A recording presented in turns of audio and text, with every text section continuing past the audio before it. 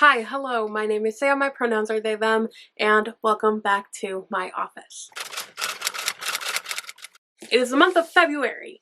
It is the month of romance. It is like extra the month of romance because my anniversary is in February too.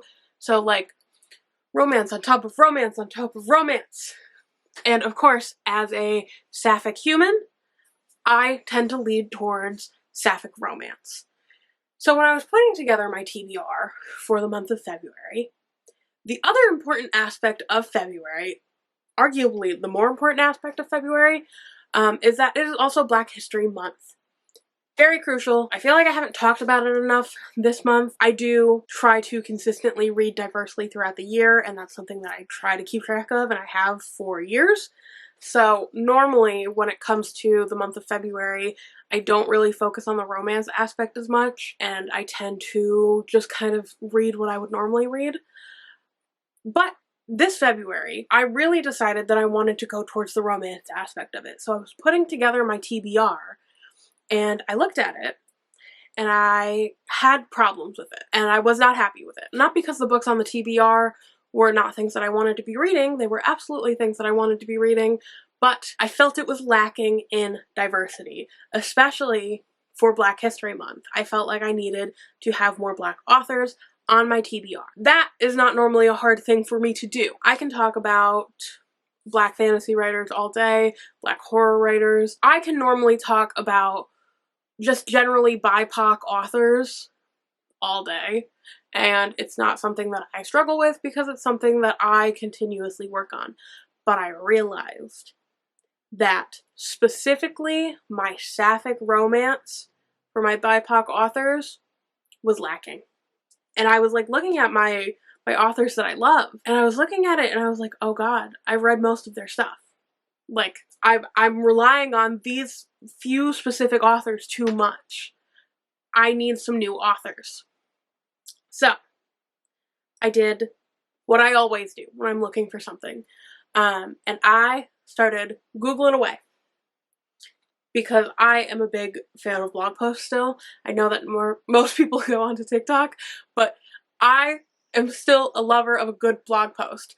So I went through, I found a couple things, I found some authors that I was interested in, and I have sourced those books.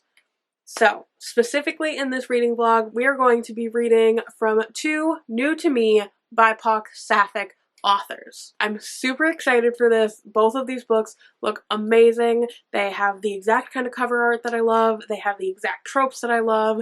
They just seem to be everything. So I am so incredibly excited to talk about Outdrawn by Deanna Grey, which is an enemies to lovers, or not an enemies to lovers, a rivals to lovers artist romance. And then we have Can't Resist Her by Kiana Alexander. And this is a past romance. I don't remember the trope name exactly off the top of my head right now, but these two were into each other in high school. They went their separate ways, and now they are kind of coming back together as one of them is like a lead architect on a neighborhood revival of their old neighborhood, and I believe their old high school.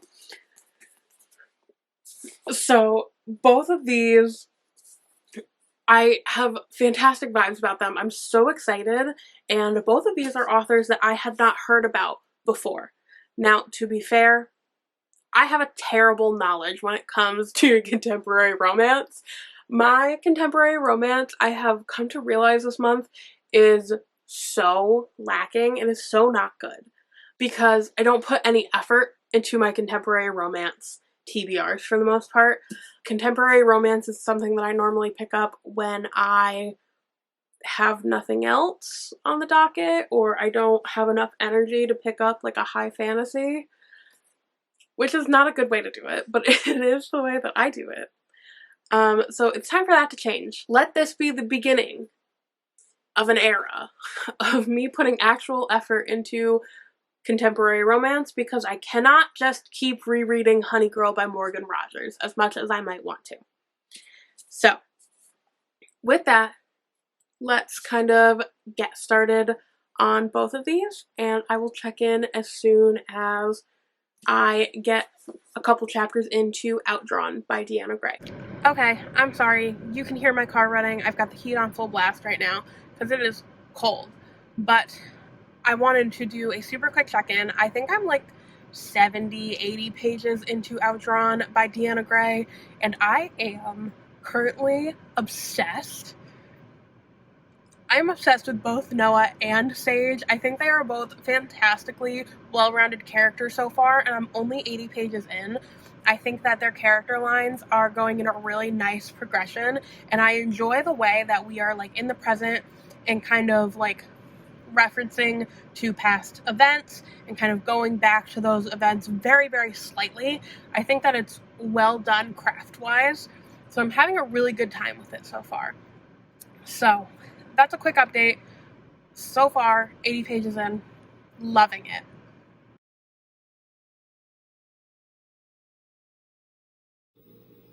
Hi, hello, good morning. The lighting is terrible because I am at work. But as of right now, I am like halfway through Outdrawn by Deanna Grey, and I am still beyond obsessed with it. I think that is incredible. I think that the character development, I think that just the character work in general is just stunning. It is everything. I am obsessed with these characters. I feel that their romance is going in a natural progression, and I feel like the story is just amazingly well done. It is taking such quality time with each character individually and then also in their relationship aspect. So, and they're not even together yet. I'm like halfway through and there hasn't even been a smoochie. So, it is everything. I have to get some work done, take Sadie to the vet for her pain shot, and get today going.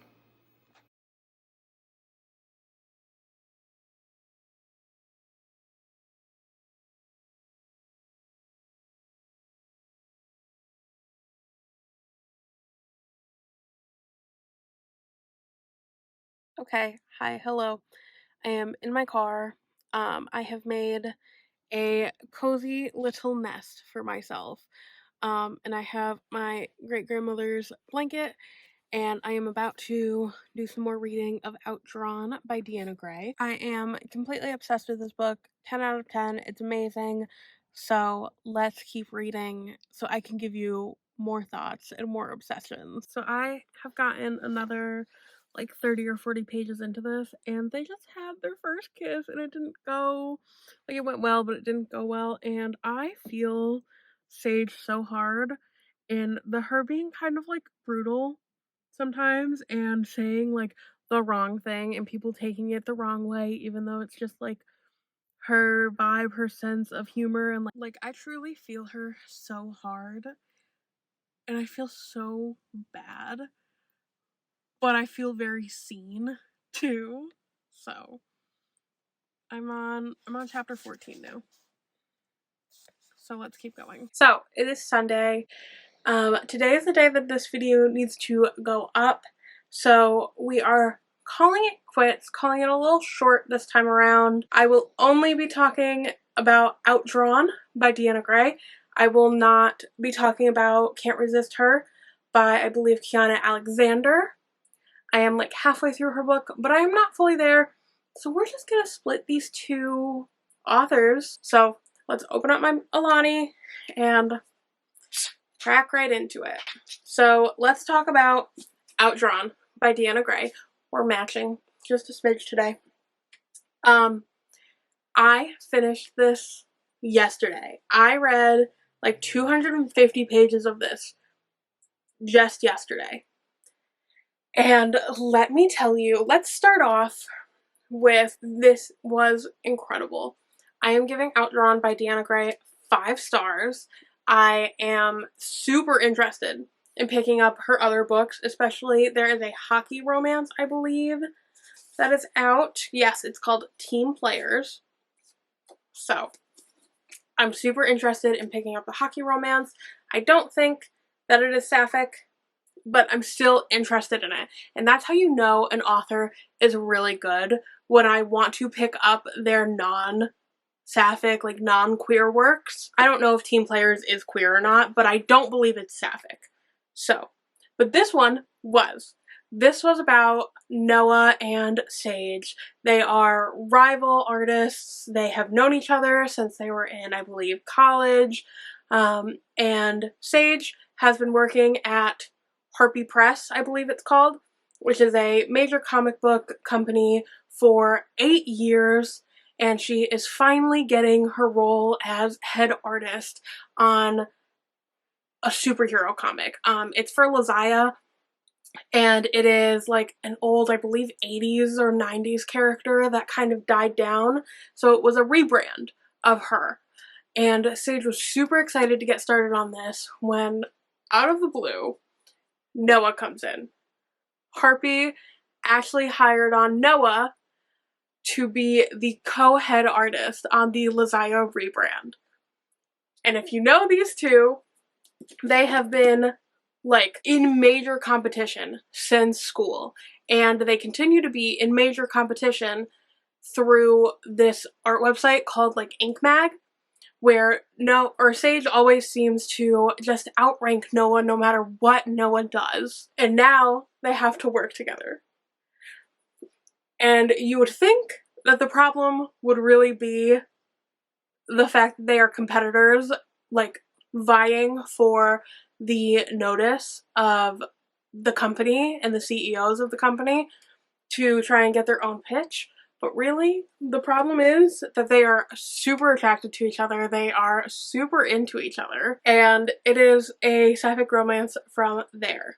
So we have canon bisexual rep and we have canon lesbian rep. They are fantastic characters to follow. I thought each of them was really well developed on their own. Like, I was happy with both of their characters at every point in the book. Even when I thought they were being stupid, I really, really enjoyed them each as individuals as well as in a relationship, which I think is such a crucial point when it comes to a romance that sometimes things really go wrong with, where you've got like that stoic love interest and you're just like, yeah, I guess you're kind of hot, but like you're not interesting. Like, Sage was definitely like the stoic love interest, and she was hot, but she was so beyond interesting. So we've got Noah, who is like a super perfectionist, people pleaser, always has been. She comes from a family with money and security, and she was able to pursue her dreams, but her family really diminishes and demeans her dreams. And then we have Sage, who comes from a family with not a lot of money, and she was parentified from a young age after her mother got into a car accident, and she's been taking care of her family ever since. So you've really got like an interesting dichotomy in their backgrounds, but one of the things that I appreciated the most is that even with their different backgrounds, they never shit on the other one's problems. Like, they weren't worth it because the other one's problems were harder. Like, okay, so sitting here in a real world perspective, in terms of financial stability, in terms of all of that, like, real world, Sage's problems on paper looked harder. She had been parentified from a young age. She had been forced to support her family from a young age. Her father was an alcoholic. Her mother was disabled after a car accident. And her two brothers were irresponsible and did not take care of themselves. And Sage had been financially supporting them and not receiving any emotional support that a child needs, because her family was just like, oh, she's got this. She doesn't need anything from us. Whatever. But there was not one point in this book where Sage diminished Noah's problems, because Noah's problems were also severe, and Noah's problems were also like significant and important. Even though she had a more affluent background, even though she had space and love from her family in a more traditional way, even though her parents like showed her affection, showed her caring, took care of her, supported her through hard times, supported her through injuries, even though she had a more traditional support system behind her. The mental damage and the people-pleasing tendencies that her parents ultimately forced upon her were nothing small at all. They caused a major conflict in this story that was a really important conflict to go to. And I find that there are some authors who will have this dichotomy in their characters, but there will always be like a snapping point where one of the characters really diminishes the other character's problems because they had a support system, they had a loving family, they had this ABC, like the perfect lifestyle, everything looks perfect on paper, so therefore their problems aren't like significant enough. And that's always something that I hate in fiction. I really hate it, and that did not ever happen once in here, which I appreciated so much, because it's just a well thought out story. You know, it's not going for the cheap shots, it's not going for the obvious shots to create conflict within their relationship. It's really going and doing that inner work on her characters and developing those conflicts through doing individual inner work on each of the characters. And I thought that it was so well done. I thought that the conflict in this book between these characters and the potential like almost third act breakup, I thought it was so well done. There was definitely miscommunication in this book, but I did not feel that it went into the miscommunication trope range at all. And I say that because you can really see exactly where every single point is coming from, and it's well developed, it's well thought out, it's interesting, and it makes sense. So ultimately, like, this is this is just a story and like incredibly thought out characters, and I loved every second of them. And I know that this has been like a lot of talk about like these individual characters and like the quality of them as well thought out characters. And I don't want to put that on a pedestal above the romance aspect of it, because I thought the romance aspect of it was so well done, but you can't have a stellar romance aspect if you have like one really well thought out character and one character that's kind of like just kind of there to be the love interest. So I felt like I wanted to get through all of that character work first before I go in and say that this romance was so cute. It was cute, it was sweet, it was flirty, it was everything that I could have wanted. It was Sage being a spicy little asshole sometimes and being snarky, and I just loved everything. I really, like, my heart kind of lies with Sage because she's kind of stoic and snarky and like dark and sassy, and I loved every second of it. And she made jokes that like at inopportune moments, and I'm just sitting here and I'm like, oh, I would have made that joke too, and I would have gotten in trouble for making that joke. So like I really like connected with her on an emotional level. I just enjoyed her as a character. I enjoyed her as a love interest. I enjoyed both of them. This was a dual POV, which I'm a sucker for a dual POV. I think that romance should be told in dual POV because that means that you have well thought out characters. If you can provide the story from both of the characters in the romance, then that means that your characters are well thought out, well fleshed out, and you're not just relying on one character to go through and tell you everything. I really might be pointing the finger at one specific author that I have problems with, but I'm not going to say her name. This romance was everything. These characters were everything. And okay, so right now I'm going to give you like a very slight spoiler.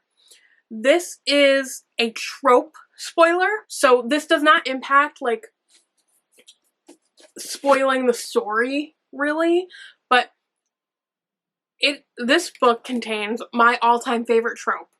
And this trope that is my all-time favorite is one that I never know if I'm going to get until I get to the very end of a book. That's just how it is.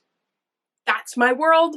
But this one has it. So if you don't want to hear about that trope that happens in the last like 2 pages of this book, then turn it off now. It's not, if you hear it, it's not gonna like change anything for your reading experience with this book, but I just want to talk about this trope, and I want to give a warning for it, I guess, because I don't want to be an asshole. My all-time favorite trope is when two characters are getting ready to propose to each other at the exact same moment. And they did that. Oh my god, it's my favorite. It's my absolute favorite when one of the characters gets down on her knee and then the other one's like, oh my god, wait! And they run and they grab something and then they come back and they get down on their knees too. And they just like are mutually proposing to each other. Oh my god. I love it. I love it. It's my favorite trope in the entire world. And this had it. So, I loved every second of it. This was just a fantastic book. It was so well thought out. It was so well organized. I enjoyed every single second of it. I flew through 250 pages of it in one day. Like, I didn't want to put it down at all. So, if you are someone who is looking for some new romance, specifically some new diverse romance, this is written by a Black woman. She is an indie author and she is queer. Then I think this is an awesome option for you. Outdrawn by Deanna Grey was everything to me. 5 stars. I am adding her onto my romance love list, and I will absolutely be picking up more books by her.